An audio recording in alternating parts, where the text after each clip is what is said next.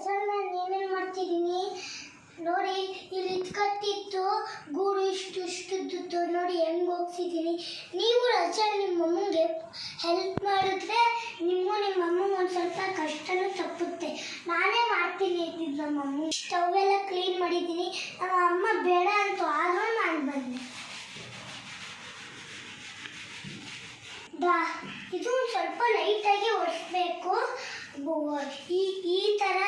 ಈ ಥರದಲ್ಲಿ ಒಂದು ಸ್ವಲ್ಪ ಪ್ರೆಜರಾಗಿ ಒರೆಸ್ಬೇಕು. ಜಾಸ್ತಿ ಪ್ರೆಜರ್ ಮಾಡಿದ್ರೆ ಢಮ್ ಅಂತ ಬಿದ್ದೋಗ್ಬಿಡುತ್ತೆ. ಇದೆಲ್ಲ ಗಲೀಜಾಗೈತೆ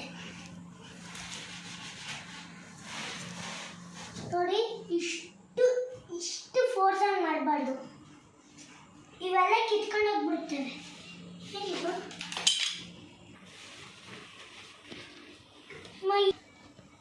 summer work in my home ನೋಡಿ. ಈ ಥರ ಇತ್ತು, ಅಲ್ಲಿ ಈ ಥರ ಕಲೆಗಳು ಅವೆಲ್ಲ ಹೋಗ್ಸಿದೀವಿ ನೋಡಿ. ನೀವು ಇದರಲ್ಲಿ ಇದು ಒರೆಸ್ರೆ ಕ್ರ್ಯಾಚ್ ಆಗಿಬಿಡುತ್ತೆ, ಅದಕ್ಕೆ ಒರೆಸ್ಬಾರ್ದು ನೋಡಿ. ನಂಗೆ ಹೋಗಿಸ್ತೀವಿ ಇವಾಗ.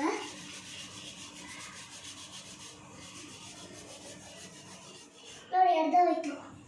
ಗೋಡೆ ಒಜ್ಬೇಕು, ಆದರೆ ನಾವು ಏನಾದರೂ ಈ ಥರ ವೈಟ್ ಗೋಡೆ ಉಜ್ಜಿಬಿಟ್ರೆ ಗಲೀಜಾಗ್ಬಿಡುತ್ತೆ.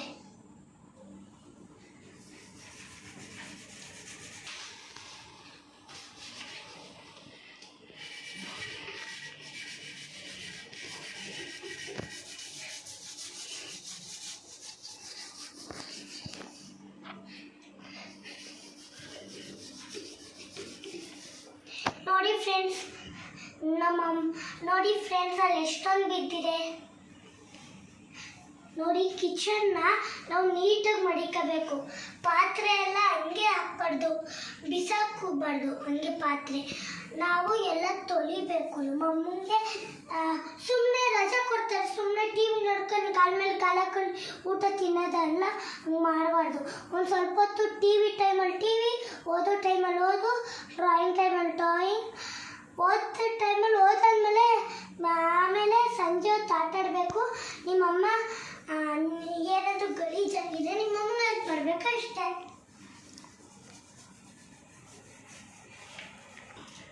ಇದು ಚಿಕ್ಕ ಮಕ್ಕಳಿಗೆ ತೋರ್ಸೋಕ್ಕೆ ಯೂಸ್ ಆಗುತ್ತೆ. ಚಿಕ್ಕ ಮಕ್ಕಳಿಗೆ ತೋರಿಸಿ ಅವಾಗೂ ಅವ್ರು ಮಾಡ್ತಾರೆ ಈ ಥರ ಕೆಲಸ. ಅಲ್ಲಿ ಎಣ್ಣೆ ಐತೆ, ಕ್ಲೀನ್ ಮಾಡಬೇಕು. ಕ್ಲೀನ್ ಮಾಡೋದ್ರಿಂದ ಮೊದಲು ಕ್ಲೀನ್ ಮಾಡಬೇಕು, ಆಮೇಲೆ ಸ್ನಾನ ಮಾಡಬೇಕು.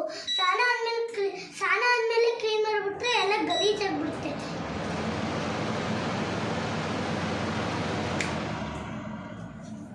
ಆಮೇಲೆ ಎಲ್ಲ ಗಲೀಜಾಗೈತಿ, ಎಣ್ಣೆ ಇದ್ಮೇಲೆ ಬೀಳುತ್ತೆ, ಒರೆಸ್ಕೋಬೇಕು. ಹೆಂಗೂ ಕಷ್ಟಪಟ್ಟು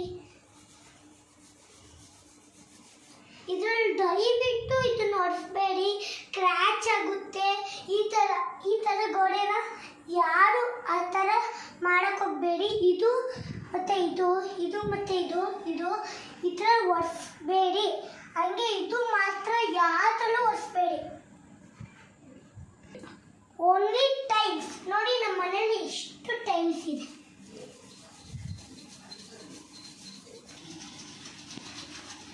ಉಜ್ಜುಜ್ಜಿ ಕೈಯೆಲ್ಲ ಎಕ್ಸರ್ಸೈಸ್ ಆಗ್ತಿದೆ ನೋಡಿ.